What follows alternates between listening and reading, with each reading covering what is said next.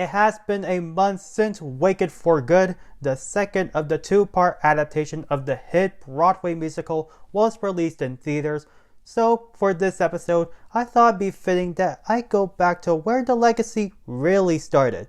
So, let's roll. Hey, what's up guys? Alan here. Welcome to another episode of Thoughts on This, where I speak on my thoughts. And today I'll be giving my thoughts on a true cinematic classic, The Wizard of Oz. Based on the book by L. Frank Baum, The Wizard of Oz tells the story of Dorothy Gale, a young girl from Kansas who gets swept away by a tornado and ends up in the land of Oz.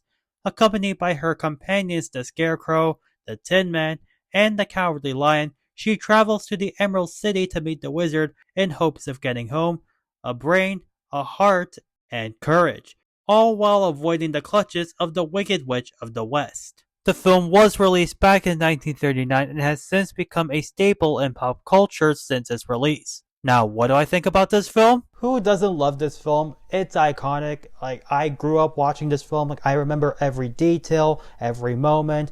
But as I got older, I really started to appreciate all the other structural elements, from the cinematography, the production design, all of it.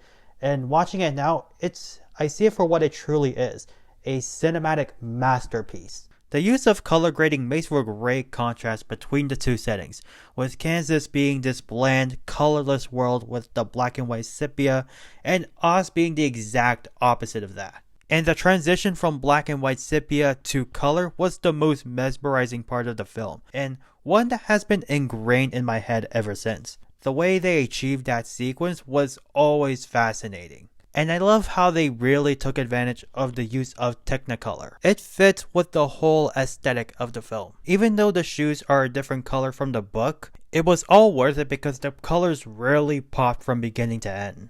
The physical sets were charming, making the Land of Oz feel so big. It's bright, imaginative, and for a film that came out in the 1930s, it was very immersive. It makes you feel like you are in this fantasy world. And the costume design fits with the fantasy aspect of the film.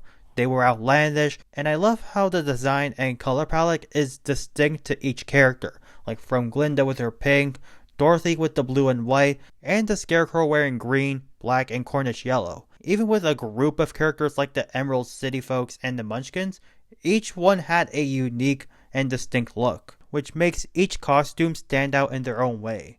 The story itself is a classic. It may not be the most complex, but it is familiar, and it is consistently engaging from the start all the way to the end.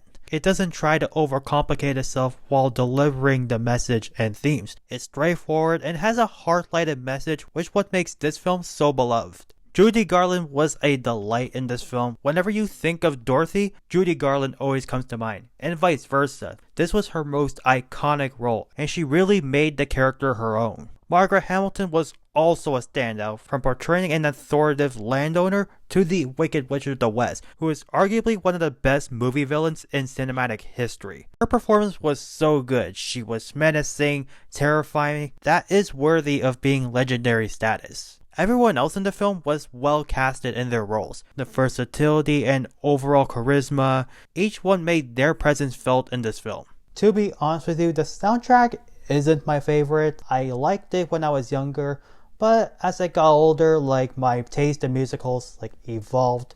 But I can respect it for the legacy it left behind, specifically Over the Rainbow, which is the one song I really like, and I still like it till this day. It's mesmerizing, whimsical, and it makes you feel captivated by Garland's vocals. This is one of those songs that is timeless. For a film that was released 8 decades ago, it still holds up of being this blockbuster marvel.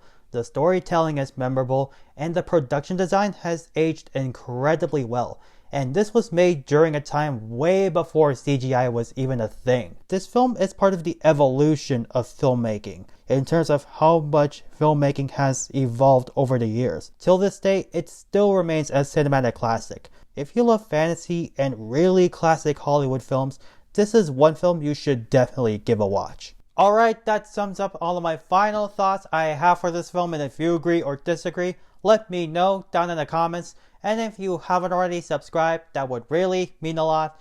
That's all I have to say, and I hope to see you next time. Bye!